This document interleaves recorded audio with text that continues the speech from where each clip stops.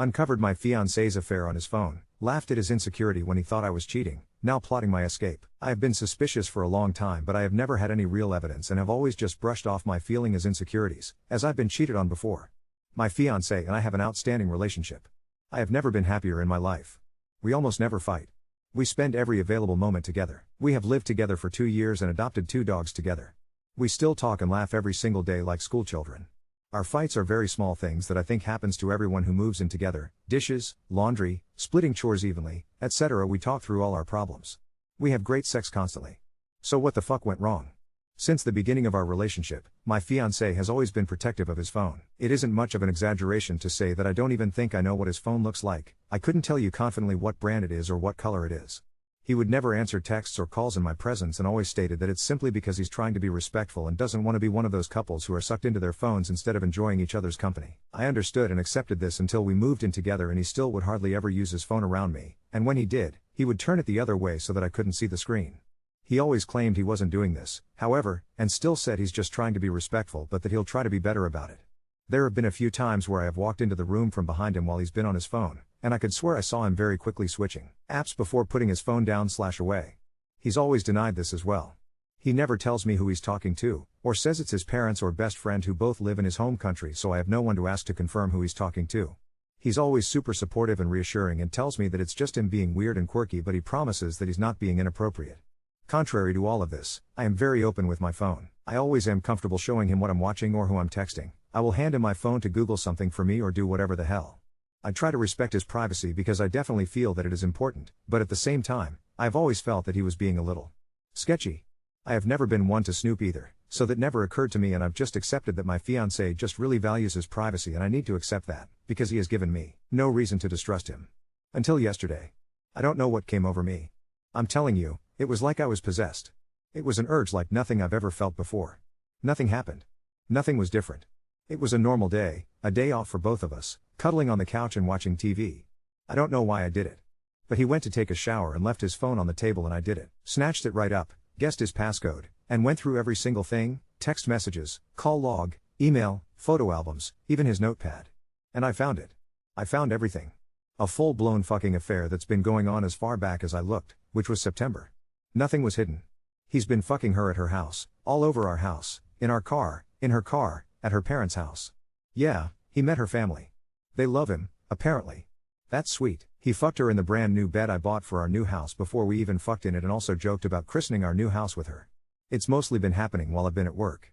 He tells her he loves her, that he's never been happier with anyone else, that he wants to marry her and have babies with her and the whole 9 fucking yards. And, yes, she knows about me.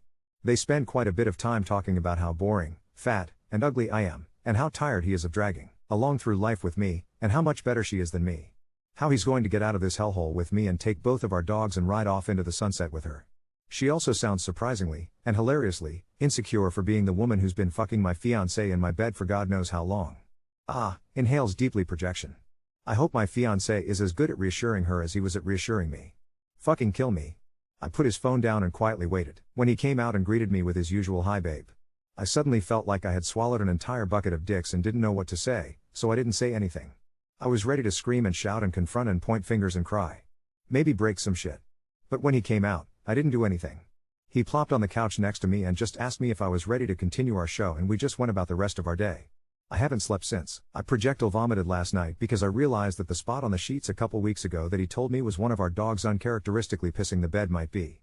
Oh no. Jesus fucking Christ. He hasn't even noticed that something is up, and I can't even believe that I've hidden it so well. I haven't even cried yet. I'm just so shocked, and I'm not sure how to go about this. I honestly want to just start moving out. I don't know if I want to say anything yet. It'll take a while because of money and stuff, but I don't know. I just don't know. I called my landlord today. She was super happy to hear from me. We have a good relationship. I'm currently living in my second rental of hers, and I ended up breaking down and telling her everything that was going on. She immediately told me to swing by. I texted my fiancé and told him that I was working a little late, which isn't unusual. I sometimes get stuck working 16-hour shifts, life of an ER vet, screaming internally. My landlord immediately started talking to me about other properties she has, but most of them won't be available until at least the summer. But, if I could hold out that long, she would be able to get me into one and wouldn't make me pay extra to break my lease, fill out an application, or pay her immediately for a security deposit. This is so extremely helpful, because most of my money goes towards bills and I wouldn't have a lot of wiggle room to save up for first month's rent, a security deposit, and the extra amount to break the lease. I agreed to her idea. Now, all I have to do is keep my composure and act my ass off for the next few months, and all of my savings will be going towards new furniture for my new place. When I got home, my fiancé was extremely concerned because he apparently tried calling me at work to ask me a question and they told him I had left. God damn it.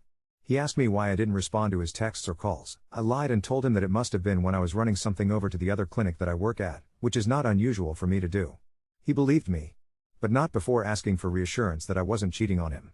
He told me that his mind immediately thought the worst and that I had lied and was off with someone else, and asked me to please just let him know if I'm going somewhere unexpected so that he doesn't worry. I lost it. I laughed so hard. He laughed with me, obviously not realizing that I was not laughing for the same reason he was. He hugged me tight, kissed me, and apologized for being insecure and said that he knows I would never do something like that. I felt so numb. I don't know how I'm going to keep this up. Edit, I decided to make this edit to clarify that I don't intend on staying in the house. I only meant that I do not intend to reveal any of my intentions up until I am secure in my new place. I have replied to many comments both here and on my original post that my plan is to either crash with friends or stay in a hotel once my exit plan is squared away, which will take at least a week or two to settle. I have been getting honestly a surprising amount of hate and disses questioning my mental state and also lecturing me for being terrible with finances, which is not true. Thank you to everyone who has been supporting me. Smile update 1. I followed the advice of a commenter and told my fiancé that I had been feeling ill, and that my doctor advised that we reassess my birth control situation and avoid intercourse for the time being. He was extremely supportive and made me soup when I got home and coddled me all day. How sweet.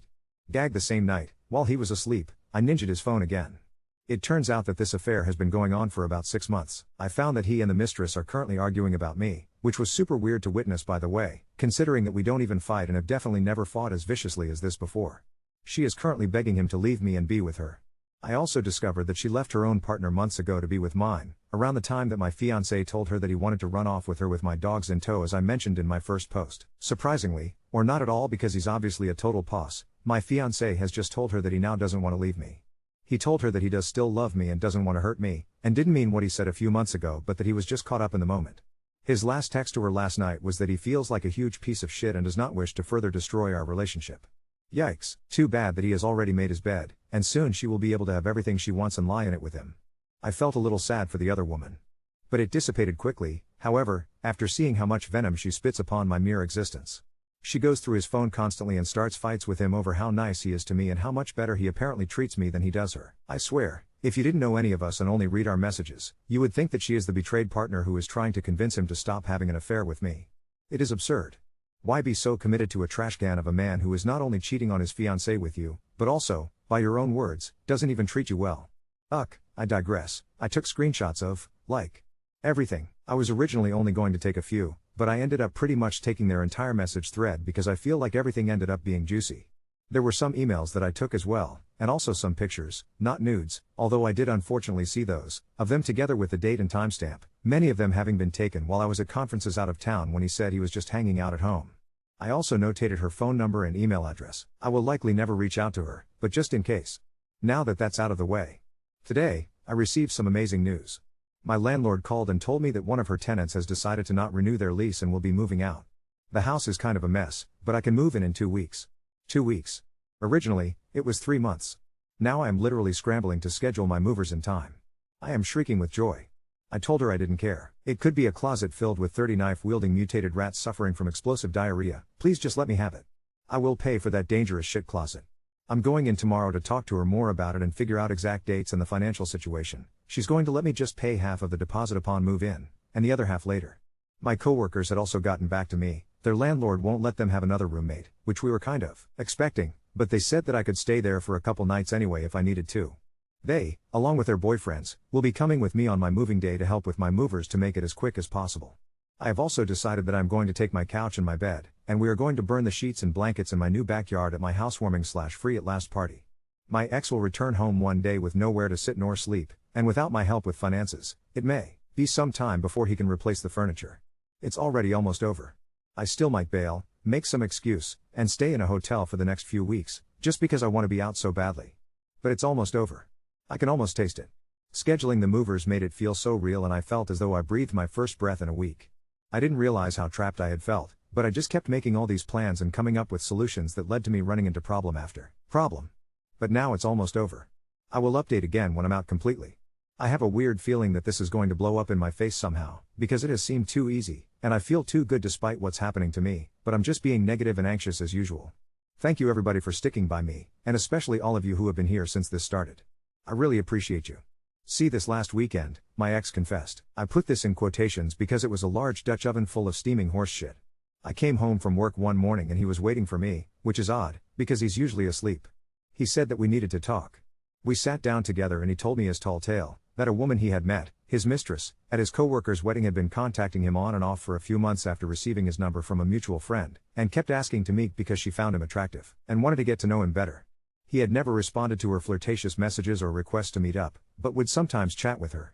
Recently, he told her that he was flattered but was happily engaged, and asked her to stop contacting him because he didn't think they could be friends since she kept pursuing him and was getting progressively insistent.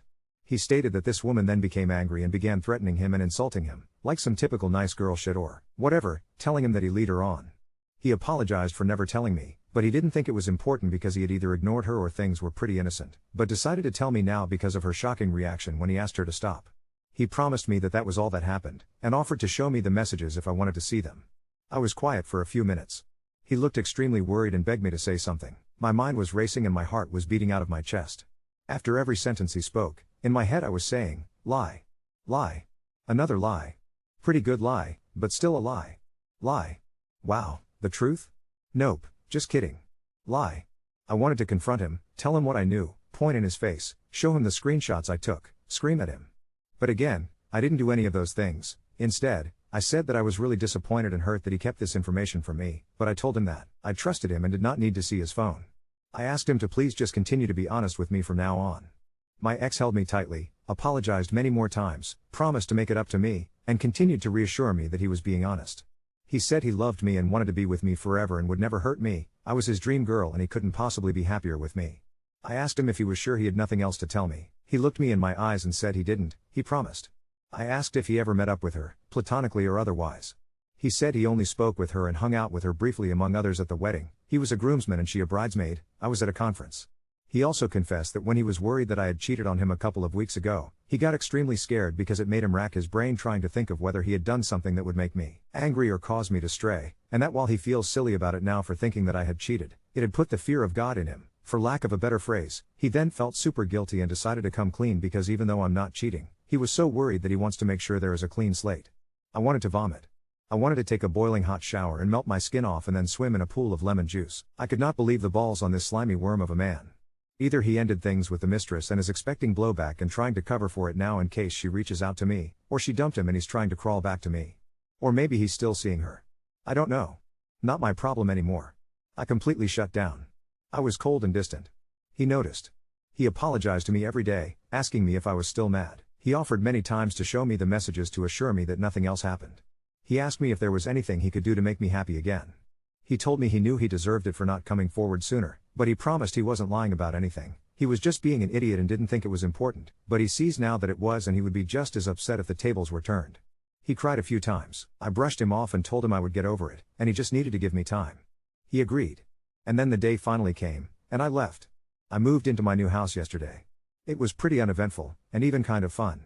After I got the text from my ex confirming that he made it to work safely, we do this every day, my friends and their boyfriends came by to meet the movers with me, and we had my entire house cleared within 45 minutes.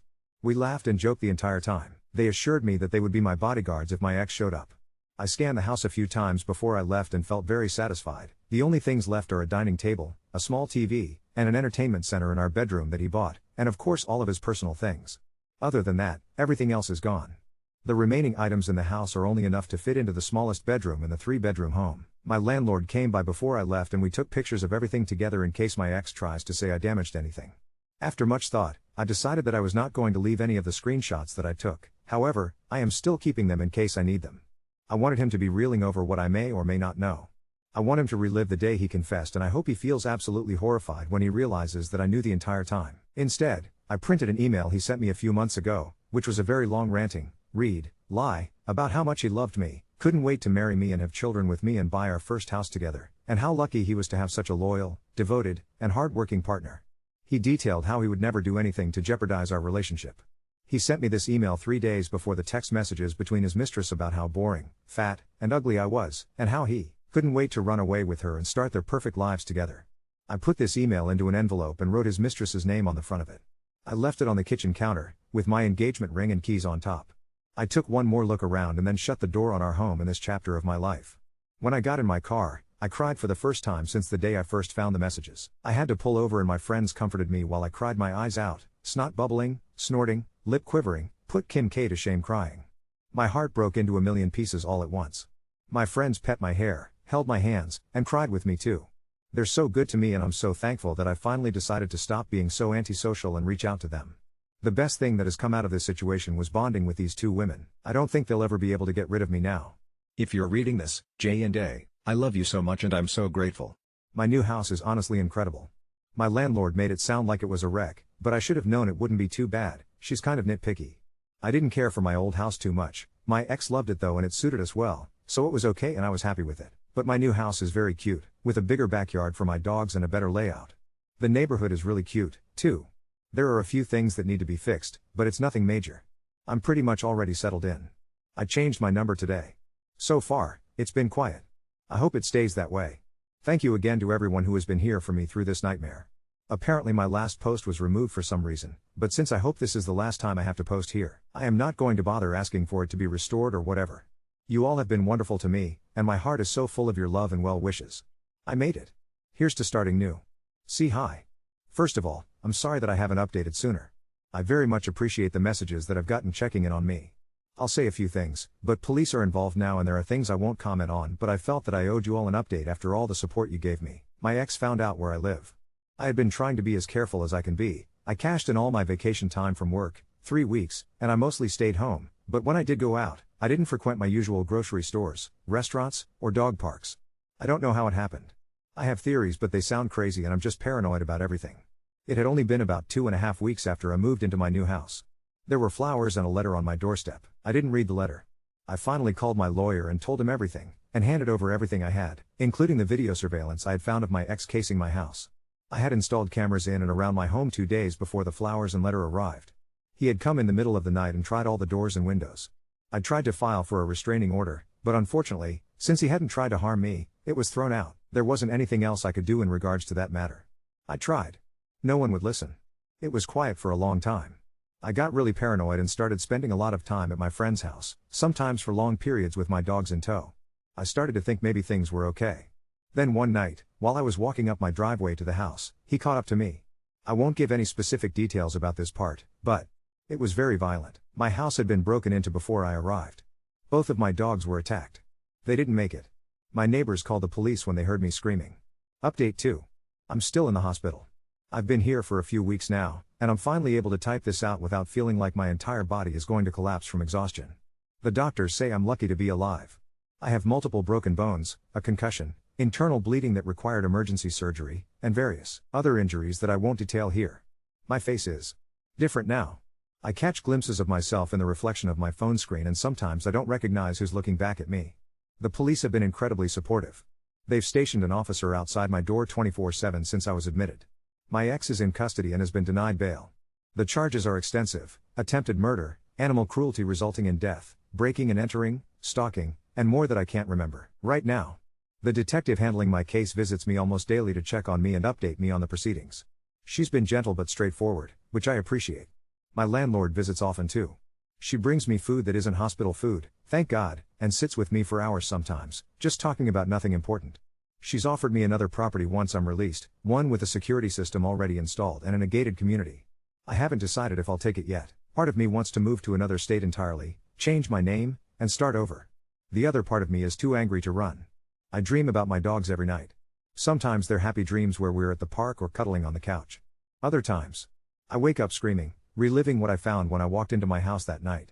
The hospital staff has been understanding, but I know I've frightened the other patients with my nightmares. My therapist says this is normal, that trauma manifests in our sleep when we can't process it while awake.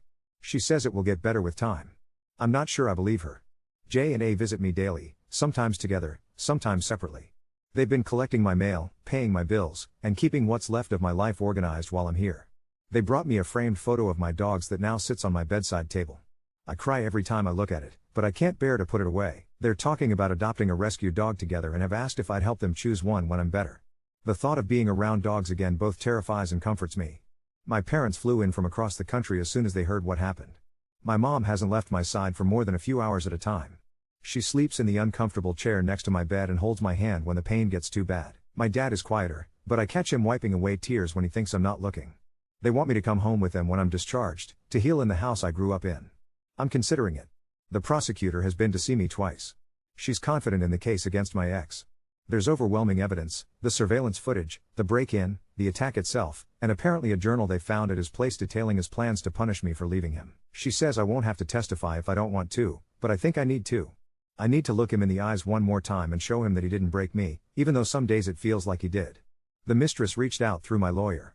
She wants to meet, to apologize. I haven't decided if I'll see her. Part of me wants to scream at her, to make her look at what her choices helped cause. The rational part of me knows that she's not responsible for his actions, that she's likely a victim too in her own way. The detective told me she's cooperating fully with the investigation, providing texts and emails that show his escalating behavior and threats toward her as well. Yesterday, a package arrived at the hospital. It was from my veterinary colleagues. Inside was a beautiful wooden box with my dog's names engraved on it, filled with clay paw prints they had made for me before everything happened. I didn't know they had done this. I held those hardened impressions of their paws against my chest and sobbed until a nurse came in to check on me. I keep the box open on my table now, next to their photo. The physical therapist says I'm making good progress. I can walk short distances with assistance now. The pain is still intense, but it's different than it was before, less sharp, more of a constant ache. They're talking about discharging me next week if my progress continues. I'm not sure if I'm ready to face the world outside these hospital walls. In here, I'm safe. Out there, I don't know. My lawyer brought papers for me to sign yesterday, a civil suit against my ex. It won't bring back what I've lost, but it might help ensure he never has the resources to hurt anyone else again. I signed them without hesitation. She also mentioned that several domestic violence organizations have reached out, asking if I'd be willing to share my story once the criminal case is concluded. I'm not sure I'll ever be ready for that. Last night, I dreamt of a new house, with a new dog, not replacing the ones I lost, but honoring them by loving another. I woke up crying, but it was different this time.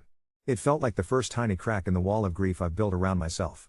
My therapist says that's progress. Update 3. It's been 6 months since my last update. I've been discharged from the hospital for a while now, but recovery has been complicated. Physical therapy 3 times a week has become my new normal. The doctors say I'm making remarkable progress, but some days it doesn't feel that way. My left arm still doesn't fully extend, and I walk with a slight limp that becomes more pronounced when I'm tired. The scars are healing, though some will always be visible, especially the one that runs from my temple to my jaw. I've started wearing my hair differently to cover it, but sometimes I catch myself tracing it with my fingertips when I'm alone. I decided to move back to my hometown with my parents. The prosecutor advised it would be safer, putting distance between me and any connections my ex might have. My landlord was understanding. She even helped coordinate movers for the few belongings I wanted to keep. Most things I left behind. Too many memories. The trial is scheduled for next month. My lawyer says the evidence is overwhelming and that I shouldn't worry, but I still wake up in cold sweats thinking about facing him in court. The prosecutor has been preparing me for what to expect, how to respond to defense questioning, how to stay composed when they inevitably try to paint me as unstable or vindictive. She's good at her job, but nothing can fully prepare you for looking into the eyes of someone who tried to kill you. The nightmares have evolved. I no longer just dream about that night, now I dream about the courtroom, about him somehow being found not guilty, about him finding me again. My therapist says this is normal, that my brain is processing future fears alongside past trauma. We've been working on grounding techniques that sometimes help when the panic sets in. J and A still call me every week. They've adopted a rescue dog, a 3-legged pit bull mix named Chance who was found abandoned in a foreclosed home. They send me pictures and videos constantly. At first, seeing any dog would trigger flashbacks, but now I find myself smiling at Chance's antics. They've promised to visit next month before the trial begins.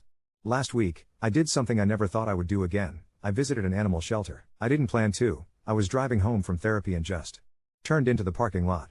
I sat in my car for 20 minutes before finding the courage to go inside. I didn't adopt anyone. I wasn't ready. But I did volunteer to help with administrative work, something I can do without directly interacting with the animals until I'm ready. The shelter director was so kind, didn't push me at all when I explained some of my situation. The mistress and I finally spoke. My lawyer arranged a video call. I wasn't ready to see her in person. She cried through most of it. Told me she had no idea how dangerous he was, that he'd started threatening her too when she tried to end things. She's providing testimony for the prosecution. I don't forgive her for the things she said about me, for participating in the affair, but I understand now that she was manipulated too. Not like me, but in her own way. She's in therapy now as well. My parents have been my rocks through all of this. Mom still hovers too much, checking on me multiple times during the night as if I might disappear. Dad has channeled his helplessness into action. He's installed a state-of-the-art security system in their house, complete with panic buttons in every room. He's also taken to cooking elaborate meals, something he never did before. I think it gives him a sense of control, of providing comfort in a tangible way. Yesterday, I received a package from my veterinary colleagues. Inside was a donation certificate. They've established a fund in my dog's names to help cover emergency veterinary costs for pets of domestic violence survivors. I sobbed for hours, but it was different this time. There was gratitude mixed with the grief. The wooden box with my dog's paw print sits on my nightstand. I still talk to them sometimes, especially on the bad days. I tell them about my progress, about the trial preparations, about how much I miss them. I know they're not here, but somehow it helps. My lawyer called this morning with news. They found journals in my ex's parents' house, dating back years. Apparently, there's evidence of concerning behavior long before we met. Previous girlfriends who suddenly moved away. Detailed fantasies about control and punishment. His parents claim they had no idea, that they never read his private writings, but my lawyer thinks they might have suspected something wasn't right. They're cooperating now, perhaps out of guilt or fear of being implicated themselves. The prosecutor says this strengthens our case even further, shows a pattern of behavior rather than a one-time violent outburst. She's confident, which helps me feel a little more confident too. Tomorrow I meet with a plastic surgeon to discuss options for the more visible scars. I'm not sure I want to erase them completely, they're part of my story now, but I'd like to have choices about how visible they are to the world. The doctor is supposed to be one of the best in the country for trauma reconstruction. My parents insisted on paying for it, despite my protests. Sometimes I still feel like I'm living someone else's life. Like this can't possibly be my reality, but then I look in the mirror, feel the ache in my hip when it rains, reach for my dogs who aren't there, and I know this is real. This happened to me. I'm still here. My therapist says healing isn't linear. There are good days and bad days, progress and setbacks. Today was mostly good. I walked a full mile without stopping. I laughed at something on TV without immediately feeling guilty for experiencing joy. I ate a full meal without feeling nauseated by flashbacks. Small victories, she calls them. Stepping stones on the path forward.